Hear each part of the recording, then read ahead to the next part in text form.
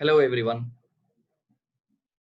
So today in this session we'll be looking after one important topic called set off and carry forward of losses. Very simple topic, but most of the times student gets confused while appearing for the examination whether we can set off a certain loss or not, whether we can carry forward certain loss or not. These kind of ambiguity is always there in the minds of these students appearing for the CA or CMA or CS examinations. So in order to clarify such kind of ambiguity, I thought why don't we give you a clarification by way of a video which would be helpful to each and every one of you. So first of all, section 70 to section 80, 70 to 80 are the provisions which are covering set off and carry forward of losses. Now in this set off and carry forward of losses, basically we have to see only three steps, only three, that's it. Once we are comfortable with these three steps, there is nothing else for us to understand or remember in this set off and carry forward of losses. So what are the three steps basically? Step number one, it talks about intra-head adjustment, or some materials use the word inter-source adjustment. Intra-head or inter-source adjustment is what some materials use. So what do you mean by intra-head adjustment? Adjusting, nothing but setting off of the losses within the same head of income is called as intra-head adjustment or inter-source adjustment. Like for example, I have business A profit, whereas business B, I have a loss. Now, when I set off the loss of business B with the profit of business A, it is called intra-head adjustment.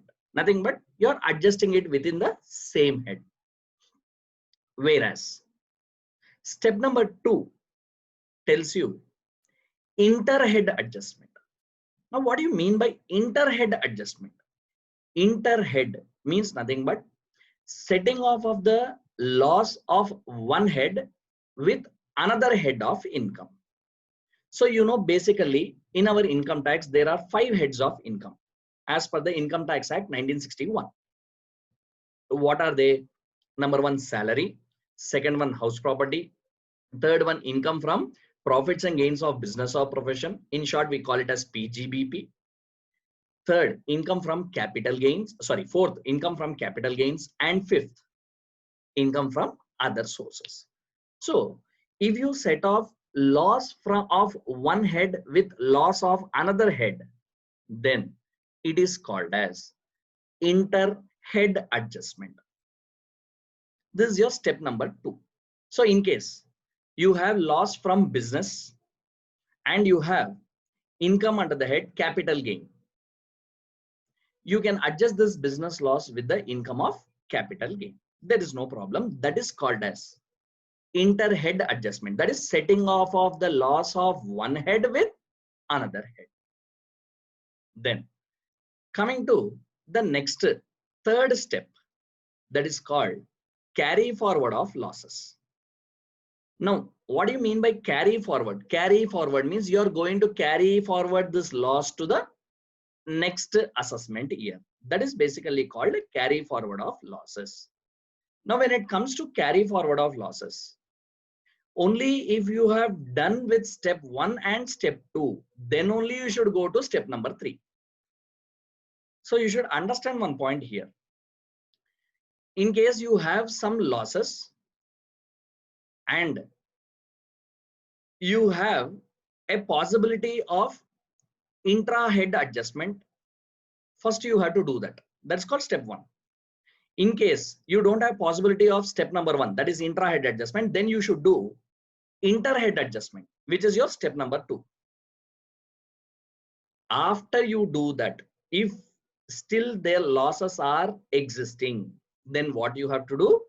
You have to carry forward the loss. That is why what I'm telling is, unless and until you do step 1 and step 2, you should not come directly to step number 3. This mistake many students make. Directly they say the losses are eligible for carry forward, and they say they have to be carried forward without doing step number 1 and step number 2. In case in the examination, in the problem, if that really step 1 and step 2 is not possible, that is, there is no eligibility of setting off of the losses of one head with another head or one head with the same head, then only you have to carry forward. So some cases it might be possible. In such case, you have to write, since intra-head adjustment is not possible and inter-head adjustment is also not possible, these losses are to be carried forward to the next year. That way you have to write, so that it gives an examiner a clarity that you know and you are aware about the provisions of the Income Tax Act properly. So that will be very much helpful for you. So whenever you are appearing in the exam and writing these kind of notes, definitely you will have an edge of fetching additional marks. Then, now, when you are doing this step 1, step 2 and step 3, you have to follow certain rules. What are the rules? Let us see one by one. First, we will discuss about the rules regarding step number 1. So what are the rules regarding step number 1? Step number 1 is talking about what? First of all, intra-head adjustment. So let us see what are the rules to be followed in step number 1.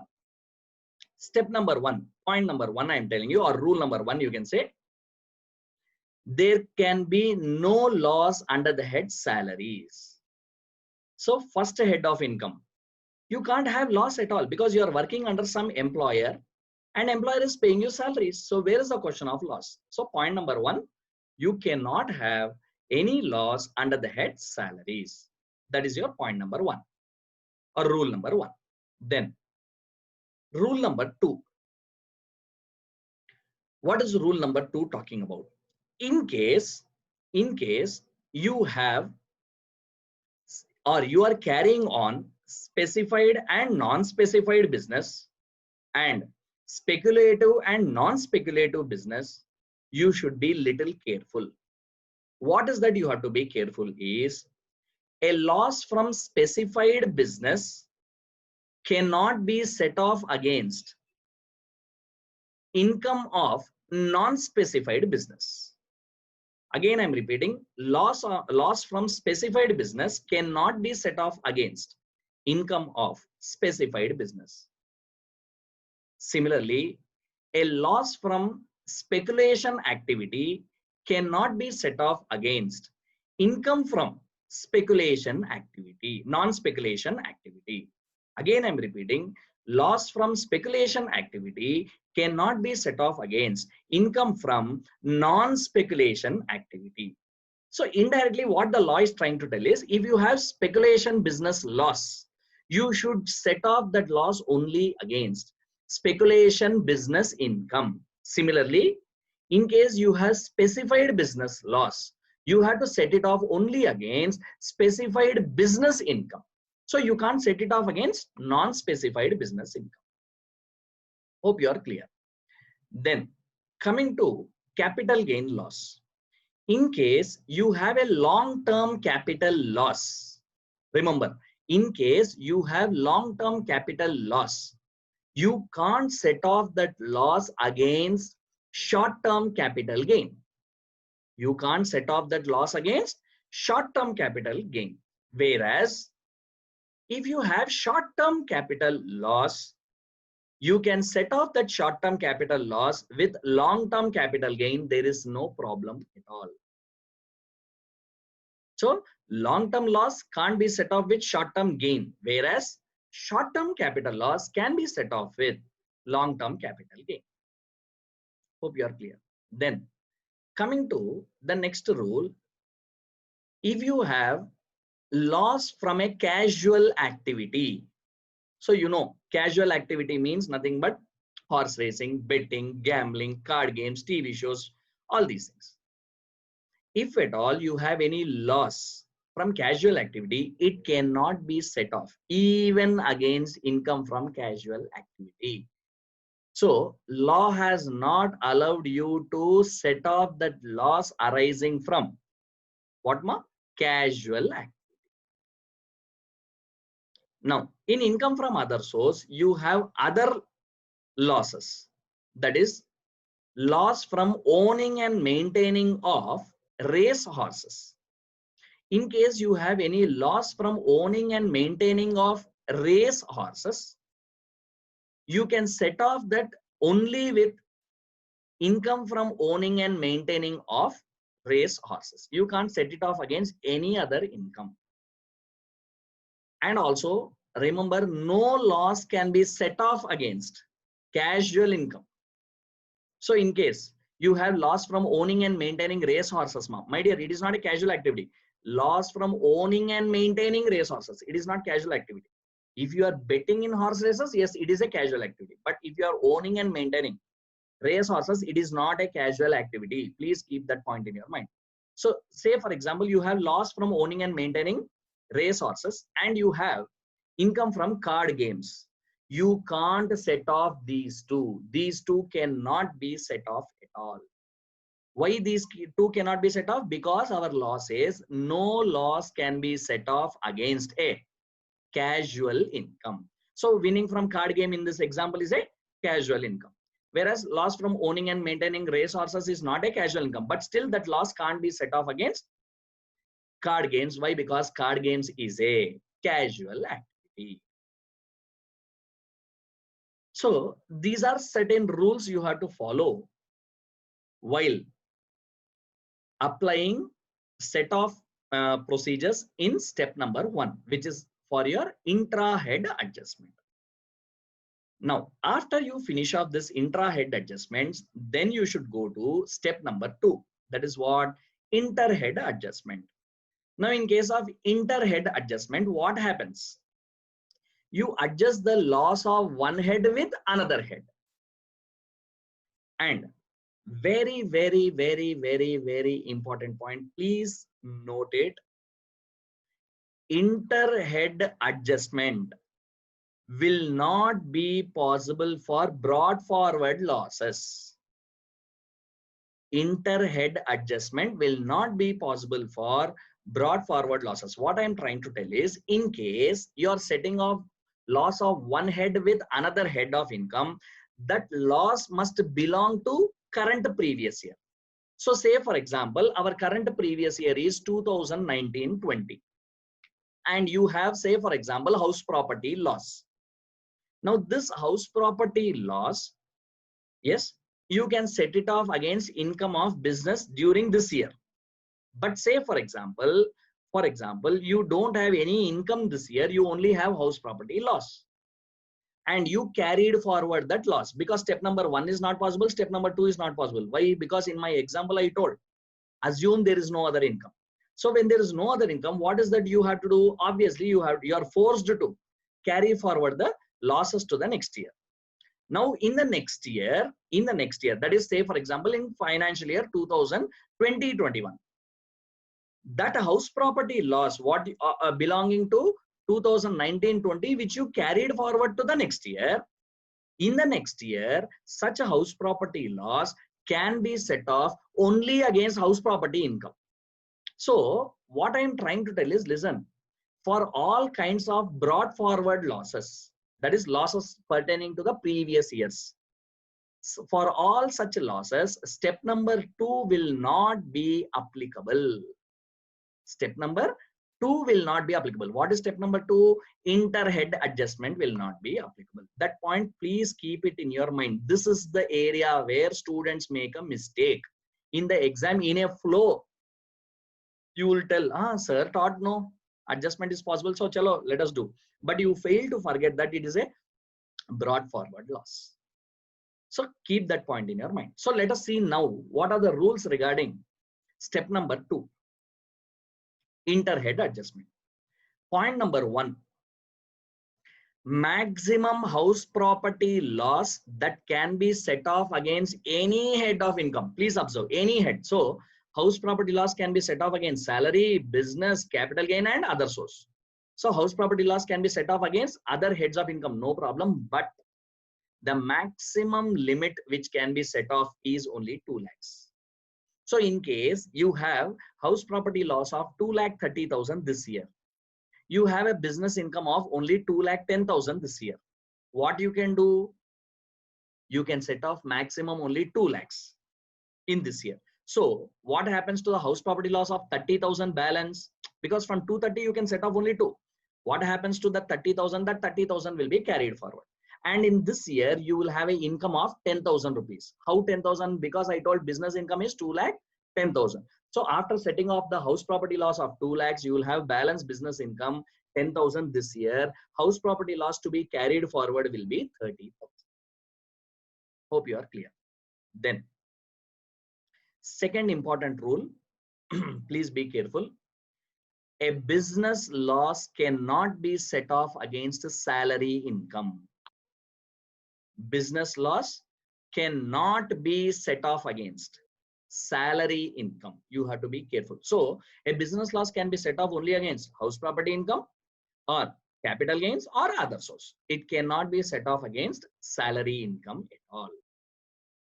Similarly, third rule, loss from capital asset, or I can say either short-term capital loss or long-term capital loss.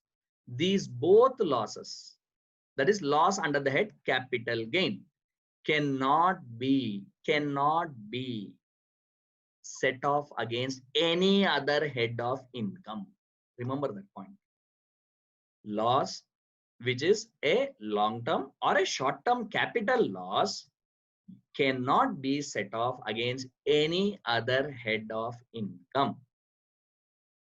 Okay, next rule. Rule number 4.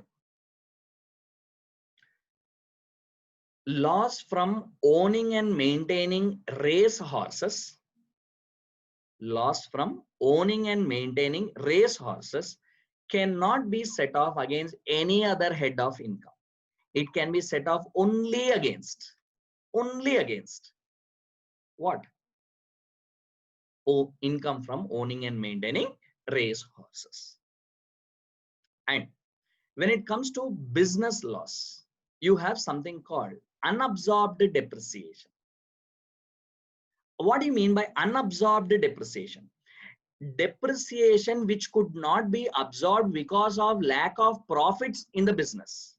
So say for example, in this year you are having profit and loss account. You prepared a profit and loss account, but you don't have so much of profit to absorb the depreciation. Like for example, this year depreciation is 3 lakhs, but your profits are only 40,000. So what will happen? You will adjust only 40,000.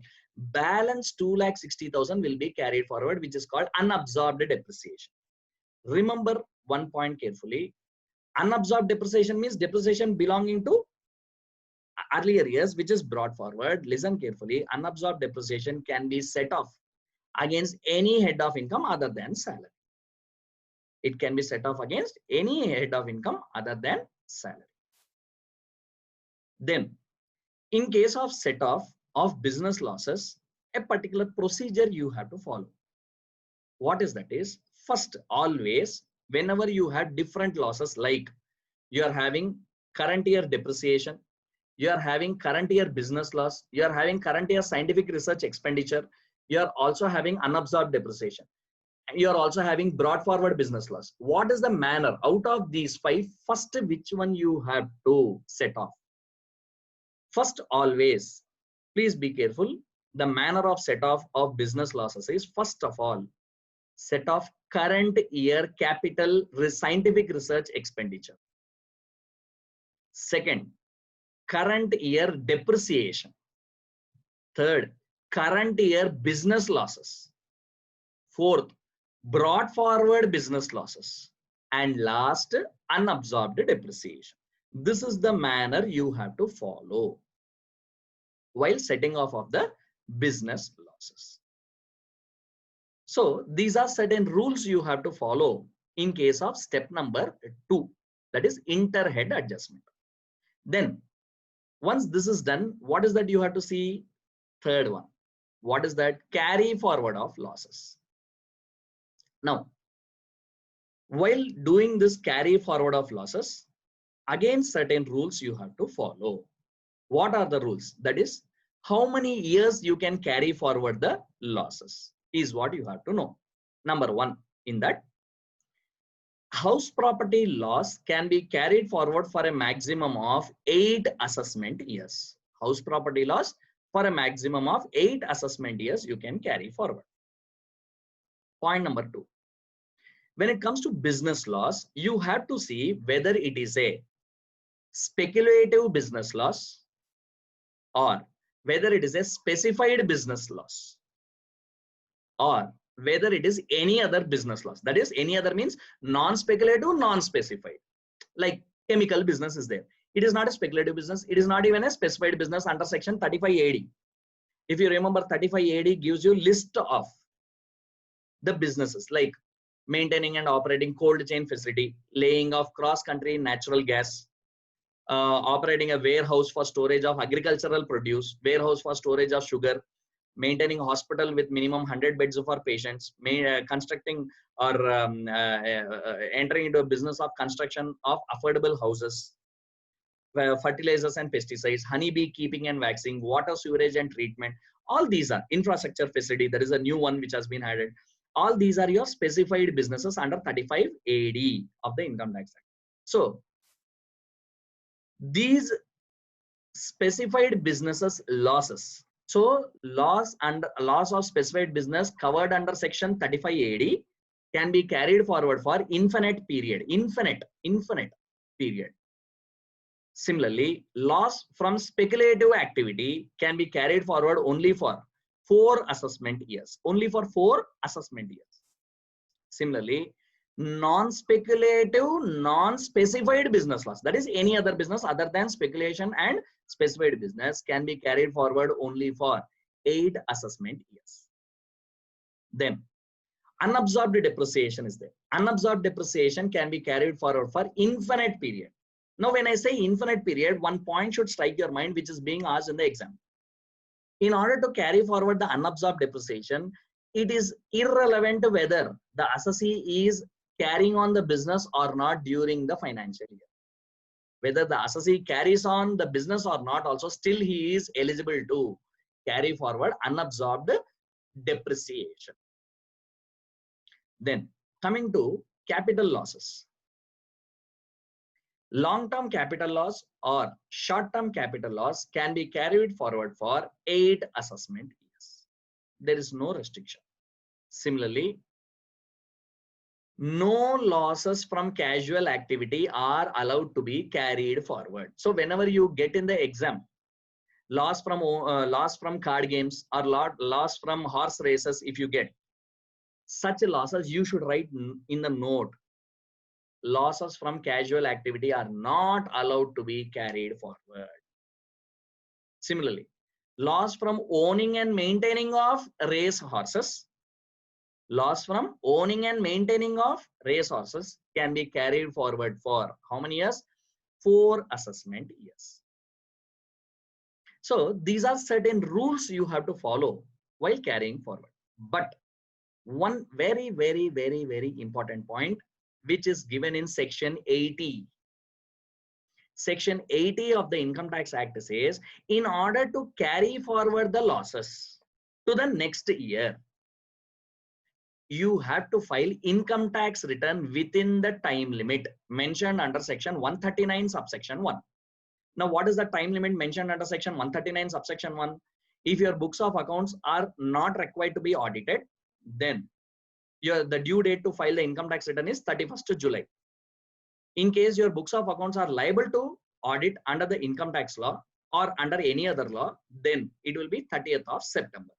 Am I right or not? Then the income tax return, in order to carry forward these losses, you have to file them within this time limit. Then only you will be eligible to set off as well as carry forward the loss. However, one exceptional case is there.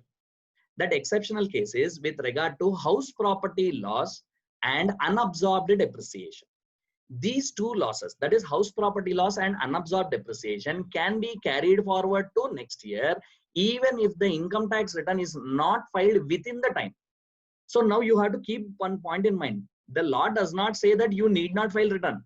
The law says you need not file the return within the time for these two losses.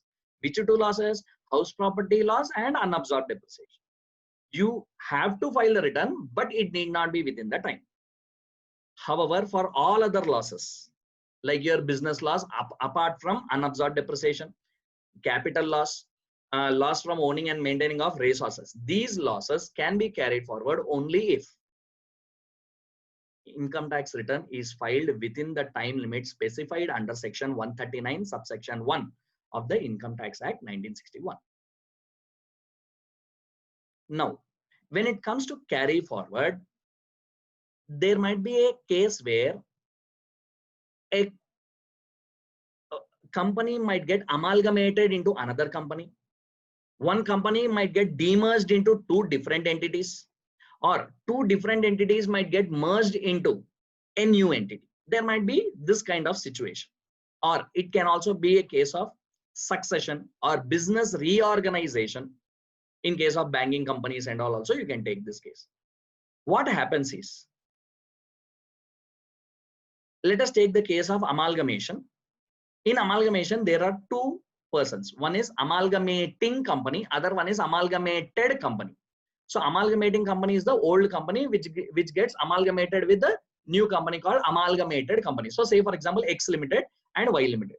In X Limited, there are certain losses, and such losses were carried on by X Limited for say 3 assessment years. Now in 4th assessment year, X Limited got amalgamated with Y Limited. Now the question is whether Y Limited can also carry forward the loss of X Limited. If yes, for how many years? So this kind of questions are being asked in the examination. Please be careful. Y Limited can carry forward the losses of X Limited, that is amalgamated company Y Limited can carry forward the loss of amalgamating company, that is X Limited, for the balance period. For the balance period. That means what? Just now I told you X Limited has carried forward the losses for 3 assessment years. Now X Limited got amalgamated with Y Limited. Now Y Limited can carry forward the losses for how many assessment years? 5 assessment years.